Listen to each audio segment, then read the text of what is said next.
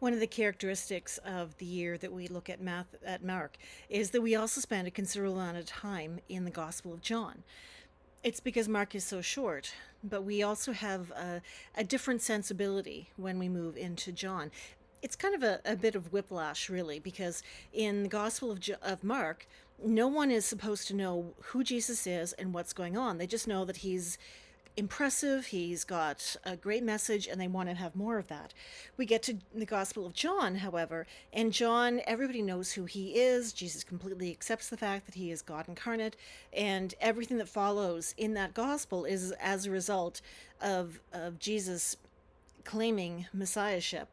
So we have to bounce from the quick paced but hidden Gospel of Mark into the a little slower paced but very in your face Gospel of John. So that's what we're looking at this week. And we jump to the story of the feeding of the 5,000, which is one of the miracles in all four Gospels. It's, I think, the only one that is. And John is telling us about Jesus being on a hill after he'd been traveling. And it's the, excuse me, it's just before Pentecost, which is very significant in John, because John is looking to a Hebrew audience that didn't necessarily grow up in Israel. So they understand the culture, they understand the references, but they might not necessarily understand all the nuance that was going on in the time of Jesus. And one of the things John does regularly is parallel Jesus and Moses as the new leader, as the new one who will lead everyone to the promised land. But whereas Moses' promised land is a physical place, Jesus' promised land, of course, is a new life, a new heaven, a place where everybody has finally accepted what lived love looks like, and we are all in harmony together. So the parallels continue in this very, very well known scripture of the feeding of the 5,000, where Jesus asks, how are we going to feed these folks? Much like Moses asks, how is this going to happen? Moses is given food, but the food can only last for the evening. When the people try to gather it and collect it, it disappears. Whereas Jesus, afterwards, gathers and collected, and it continues. The metaphor is not lost. Jesus is ultimately the path. Now, we have to be really careful when we trod on this one, because it's very easy in the Gospel of John to see a lot of anti-Semitism. And we do not want to go there, because that is not how Jesus lived. That's not the early church. I mean, the early church was Hebrew, the same as the people who would eventually become Jewish. They were all the same. What John is looking for in here, I think, is that there's a new message, a new richness of the experience. That the Moses experience happened to get us to this place, and that's great. But now this is new experience that builds on top of the Moses experience. So we have what we need. And it's very telling that there are 12 baskets afterwards that are full of bread and fish. 12 being the perfect number, the number of completion in the Hebrew understanding of numerology. The 12 disciples, the 12 tribes, the 12 sons. It comes up again and again and again. So these are the parallels, and yet the expansion into a new direction that John goes with. The entire story of the feeding of the 5,000 is miraculous. Now, much ink has been spilled, and I've done it myself, on how it could have happened. It's a very easy miracle to understand, really, much easier than some of the healing miracles.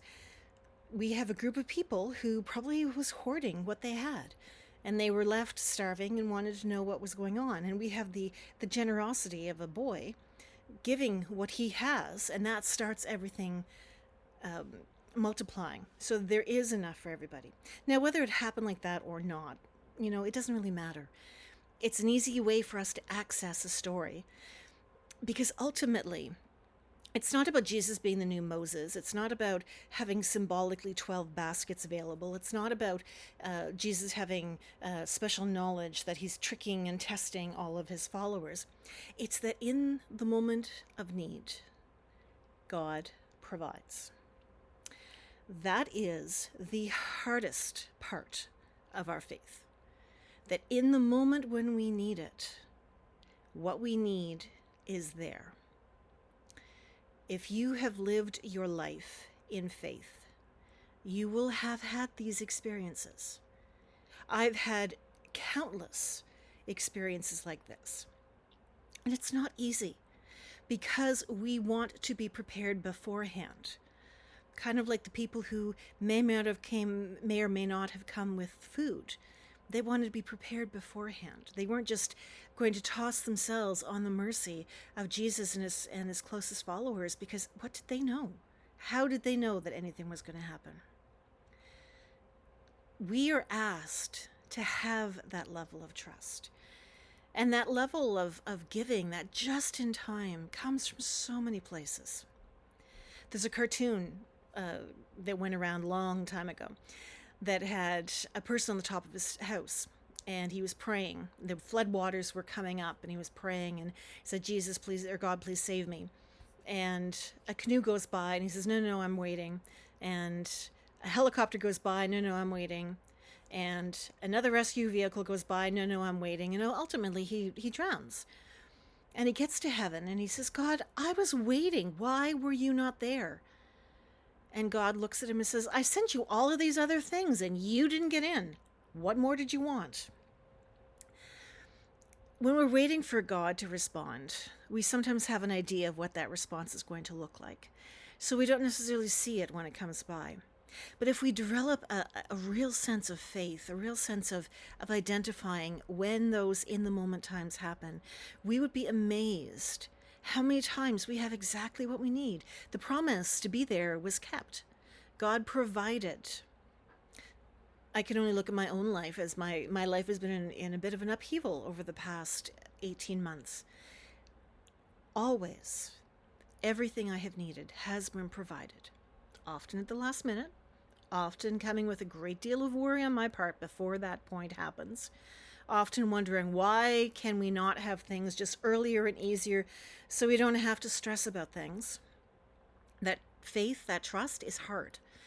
Just because I've had lots of experiences of in the moment does not mean I'm any better at trusting that it's going to come than anyone else. But this is the challenge that we have as Christians. The real guts of our faith. It's not the social expectations we have of a building church and appropriate attire and behavior. The expectation of our faith is, do we trust God? Are we open to God providing what we need?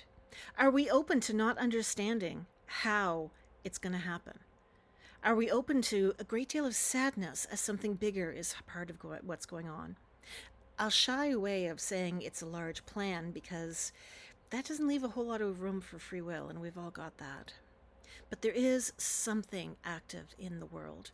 There is something that we are able to have access to. God is with us in the moments. We have what we need. Not extra, but we have what we need. That truly is the biggest challenge. When we get to the point where we're comfortable with that reality, our faith has matured. And it's not something that is going to come easy to any of us. Jesus promised. God has provided. Not necessarily how we want, but it's always there when we need it. We just have to be open to it. The disciples back in the day might not have been open, but that little boy, the one who had the food, he was open to God providing. He trusted that it would happen. He didn't know he was part of the process. He just came prepared and knew to be open. That's how we're asked to behave. That's how we're asked to bring our faith. That's how we're asked to bring our prayers to God.